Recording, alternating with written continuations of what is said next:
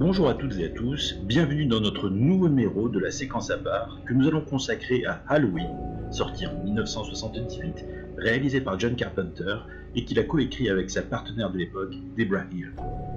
Véritable phénomène culturel, succès pharaonique par rapport à son minuscule budget, qui a eu droit à d'innombrables suites, remakes et références, Halloween est devenu une pierre angulaire dans le cinéma dit d'horreur, d'épouvante, ou plus précisément dans le genre le slasher. Le film raconte l'histoire d'un tueur croque-mitaine qui s'est libéré de son institut psychiatrique après des années de détention et qui va semer la terreur pendant la nuit d'Halloween dans la ville de son enfance, alors qu'il va être recherché par son psychiatre, le docteur Loomis, impeccable de Dark Pleasance, venu l'empêcher de nuire et jeter son dévolu meurtrier sur un groupe de jeunes adolescents babysitters, dont Laurie Strode, la révélation de Jamie Lee Curtis. Mais alors, pourquoi Halloween est resté encore aujourd'hui un film révéré, qui a traversé les époques et les générations de cinéphiles? Il y a beaucoup trop de réponses possibles. Et la séquence à part sur laquelle nous allons nous pencher va nous donner l'occasion de tenter d'en donner humblement quelques-unes, ou tout du moins d'en lancer des pistes de réflexion. Il s'agit donc de la séquence du double meurtre de Bob et Linda. Bob est le petit copain de Linda, une des amies babysitters de Laurie Strode. Un jeune couple pas très sympathique qui couchent ensemble dans le lit des propriétaires des enfants qu'elle est censée surveiller d'ailleurs, et qui vont se faire oxyre par le tueur de service. Résumé comme ça, on se dit que nous nous baignons dans le cliché le plus conventionnel possible et que le genre du slasher nous a pondu d'innombrables situations similaires dans lesquelles, je ne sais pas pour vous, je n'attends qu'une chose, c'est que ce genre de personnage se fasse bien massacrer, tellement apparaissent-ils idiot. Mais il y avait que de très rares précédents lorsque le Halloween sortait sur les écrans en 1978. Et cette séquence, bien qu'assez rapide, décèle à mon sens de véritables idées de pure mise en scène, qui ont aidé consciemment ou non à trouver sa postérité, à mes yeux, méritée. La séquence commence lorsque Bob va chercher de la bière après avoir eu une relation sexuelle avec Linda. À ce stade-là du film, le spectateur sait plusieurs choses sur Michael Myers. 1. Qu'il a déjà tué cette nuit. 2. Qu'il peut apparaître dans n'importe quel coin du cadre, que ce soit dans une scène extérieure ou dans une scène d'intérieur. Il est comme un félin chassant sa proie. Il pratique le jeu du chat et de la souris. À ce propos, il est amusant de constater que lorsque Bob va entrer dans la cuisine, il passe devant une grande esquisse encadrée représentant un chat, symbolisant subtilement la présence de Michael dans ce décor. Une présence sur laquelle nous passons à côté, mais qui existe bien. Le mouvement de caméra à l'épaule accompagne Bob. C'est un plan qui suit un rythme particulier puisqu'il continue jusqu'au moment où il va se faire attraper par Michael Myers. Ce plan installe remarquablement l'attention. Ce sont les tout derniers instants de vie normale de Bob, les dernières secondes de son existence. Comme la séquence se déroule la nuit, la superbe photographie de Dean Cundey va jouer bien logiquement avec les contrastes du sombre et de la lumière, les contours du personnage et des objets. La lumière la plus vive est celle du frigo, dans ce dernier halo à ce personnage qui va être sacrifié à plus d'un titre. Il le referme, nous repassons dans une ambiance sombre, dans laquelle notre souris va bientôt tomber dans les griffes du chat. Pour ce faire, la caméra va prendre bien soin de laisser Bob sur la gauche du cadre et la porte extérieure de cette cuisine à la droite. Cela va indiquer la direction que va prendre Bob. A noter que John Carpenter est un des maîtres du cinémascope, et plus précisément du format 2.35, et a toujours su utiliser magistralement l'espace que cet aspect convoque. On sait donc où va se diriger le personnage grâce au positionnement et à l'angle de la prise de vue de la caméra. C'est le visuel qui va précéder le son de la porte qui s'ouvre, à cause d'un courant d'air, et c'est bien l'audio qui va indiquer à Bob de se diriger dans l'endroit précis qui sera fatal. L'image guide le spectateur, le son guide le personnage. La combinaison du son et de l'image est parfaitement servie, par l'évidence et l'épure. Un mouvement de caméra qui se positionne où il faut, le son qui interpelle le personnage. Cette intelligence audiovisuelle va se déployer lorsque la caméra décide encore une fois d'accompagner Bob dans ce petit trajet. Donc de se recroqueviller dans ce nouvel espace encore plus précis, les derniers petits mètres carrés de son personnage. C'est au moment où il appelle les enfants pour savoir s'ils sont là que nous entendons la fameuse respiration de Michael Myers. En tant que spectateur, nous savons qu'il est tout près. À gauche, une chance sur deux, et Myers d'attaquer. Le format 2.35, même dans un volume limité, arrive à maintenir l'importance des extrémités du cadre. Bob est au centre du plan, devant la porte qui l'a amené dans cet endroit étriqué. Il choisit le mauvais côté du cadre, la gauche, qui sera ironiquement au final l'exact endroit de sa mort. Ironie d'autant plus sarcastique qu'il cherche à faire peur alors que cela va se retourner contre lui de manière rapide et efficace. Il va à la droite du cadre, mais la puissance et la domination du tueur le renvoient brutalement à gauche, lieu de son assassinat. En un plan, Carpenter nous montre l'étendue de son talent, met en avant l'épure de sa mise en scène, la manière de montrer l'essentiel, tout en nous emmenant exactement où il veut. Un homme descend prendre quelque chose dans le frigo. Il va dans la cuisine. On voit dans le même cadre le futur endroit de son meurtre. On se rapproche de plus en plus de l'inévitable. Le jeu du chat et de la souris, dans sa plus simple et virtuose expression. Bob tente de se débattre, Michael le plante littéralement dans le mur.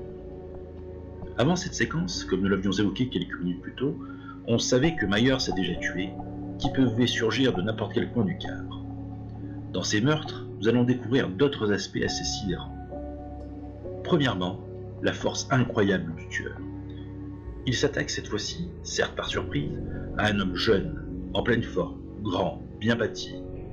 Non seulement il le propulse contre le mur, mais il le soulève avec sa seule main gauche, pendant que Bob s'agite dans tous les sens, les pieds se soulèvent. Michael brandit le couteau de cuisine et le plante, comme un cadre dans un mur. On y voyait au tout début de la séquence le chat qui était encadré. À la fin, c'est la souris, perdante, mourante, qui l'est. Michael n'est pas qu'un tueur redoutable, efficace, arrivant à s'adapter à son environnement spatial pour mieux surprendre ses victimes. Il a aussi une force surhumaine. Il devient une présence de moins en moins réaliste, mais ce n'est pas péjoratif, bien au contraire. Si le spectateur est bien rentré dans l'histoire, et donc dans ce moment précis, il est en état de sidération devant ce qui vient de se passer. Deuxièmement, ce plan. Ce plan. Voilà un exemple pour lequel ce film est passé à la postérité. Ce plan dure plus de 10 secondes. Michael a littéralement planté sa victime au mur. Il la contemple, il l'étudie, il réagit comme on réagirait devant une sculpture, une photographie, un tableau. Que pense Myers à ce moment-là? Est-il curieux? Étonné? Sidéré lui aussi? Son geste de tueur ressemblait davantage à une opération technique qu'à un accès de violence. Cependant, Carpenter filme alors un détail devenu iconique. Michael incline légèrement la tête en observant le corps de Bob suspendu au mur. Cette inclinaison est capitale. Elle suggère quelque chose qui ressemble à de la curiosité, comme un enfant observant le résultat d'une expérience. Le film introduit ici une idée essentielle. Michael n'est pas simplement un assassin, il est un regard. Il observe constamment. Le meurtre semble presque secondaire par rapport à l'observation de ses effets. Nous enchaînons avec Linda qui attend au lit. La porte s'ouvre et nous voyons cette nouvelle forme. Une nouvelle facette de Myers et une nouvelle désidération. Myers a des idées, veut surprendre sa victime autrement. Il met en scène, dans la limite de ses capacités, son entrée. Le découpage des champs contre champs sont parlants.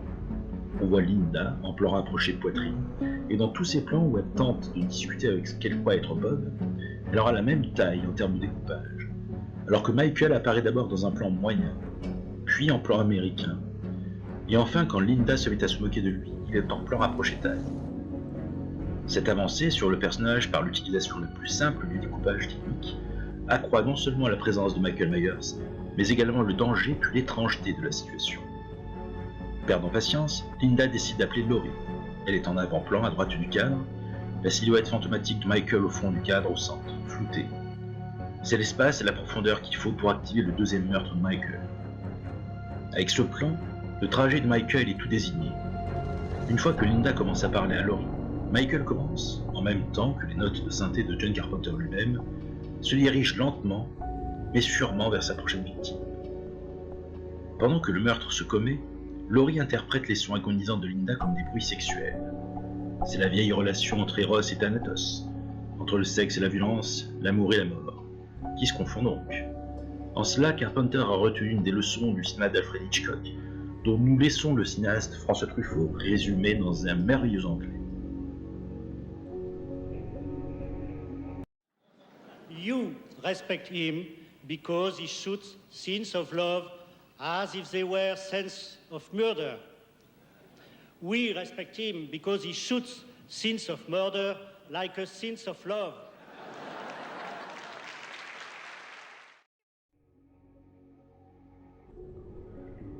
Laurie est un personnage qui devient, sans le savoir, un témoin auditif d'un crime qu'elle ne conçoit pas. I kill you if this is a joke. Je vais te tuer si tu me fais une blague. Cette réplique a ici un double sens.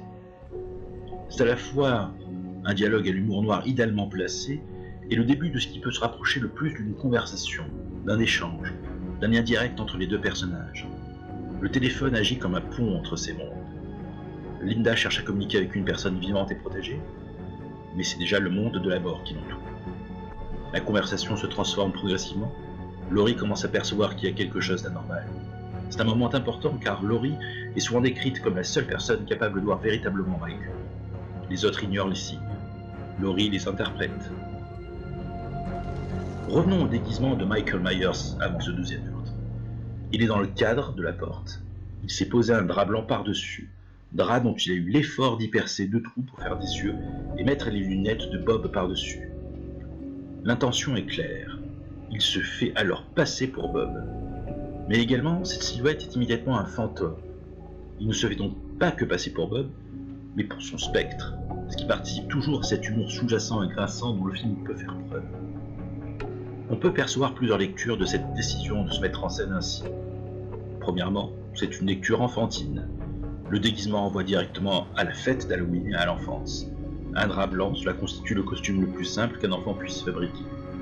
Or, le film, dans son intrigue générale, revient constamment au meurtre commis par Michael lorsqu'il avait 6 ans. Sous cet angle, Michael semble rejoindre un comportement enfantin, comme lorsqu'il contemple le cadavre de Bob. Non pas parce qu'il est innocent, mais parce qu'il est resté figé psychiquement dans une logique primitive. Deuxièmement, une lecture théâtrale. Le déguisement transforme Michael en acteur. Depuis le début du film, il espionne les habitants d'Haddonfield. Ici, il participe littéralement à la scène. Il joue un rôle. Il imite Bob. Cette imitation est cependant imparfaite et grotesque. Elle rappelle que Michael ne comprend pas vraiment les interactions humaines. Il ne fait qu'en reproduire les apparences. Sans oublier ce détail fondamental. Les lunettes de Bob sont essentielles. Michael ne se contente pas de mettre un drap, il ajoute précisément ce qui caractérise visuellement Bob. Autrement dit, il cherche à reproduire une identité.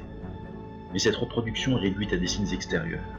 C'est presque une réflexion sur l'image projetée. Être quelqu'un en vient-il simplement à emporter les attributs visibles? Michael semble penser que oui. Cela renforce son statut d'être vide, sans personnalité propre, diabolique. Son masque blanc est déjà une absence de visage. Le drap constitue une seconde couche d'effacement. Nous avons un visage caché sous un masque, caché sous un costume. Michael devient quasiment une pure forme. The Shape. D'un point de vue narratif, Linda meurt lorsqu'elle tente d'établir une connexion avec l'extérieur. Mais symboliquement, il se passe autre chose. Tant qu'elle reste enfermée dans le jeu avec le faux Bob, elle demeure prisonnière de l'illusion créée par Michael. L'appel à Laurie menace cette illusion. La communication risque de réintroduire la réalité. Le meurtre survient exactement lorsque cette réalité commence à revenir. Comme si Michael devait interrompre toute possibilité de lien humain. Ce qui rend cette séquence si mémorable n'est pas sa violence. Comparé à l'horreur de certaines productions, elle est relativement sobre. Non, ce qui marque, c'est son étrangeté.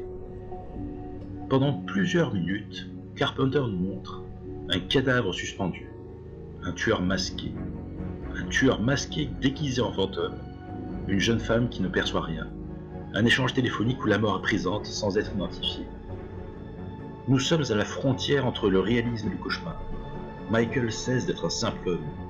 Il devient réellement une apparition, là où le film jusqu'à présent nous en présentait des indices visuels. Le paradoxe de la séquence est là. Pour se rendre plus humain, imiter Bob, Michael devient encore plus inhumain. Le drap blanc le rapproche donc moins d'un être humain que d'un spectre. Carpenter fait ainsi glisser son personnage du statut de meurtrier définitivement vers celui de présence surnaturelle. The Shape, la forme, bien avant que les suites de la saga n'insistent explicitement et en beaucoup moins bien sur cette dimension. Mise en scène épurée, symbiose de l'image et du son, jeu sur l'espace, relation du spectateur et du metteur en scène, canonisation du personnage, tout le cinéma de Carpenter et la magie de Halloween semblent faire bon ménage dans cette séquence, décidément à part.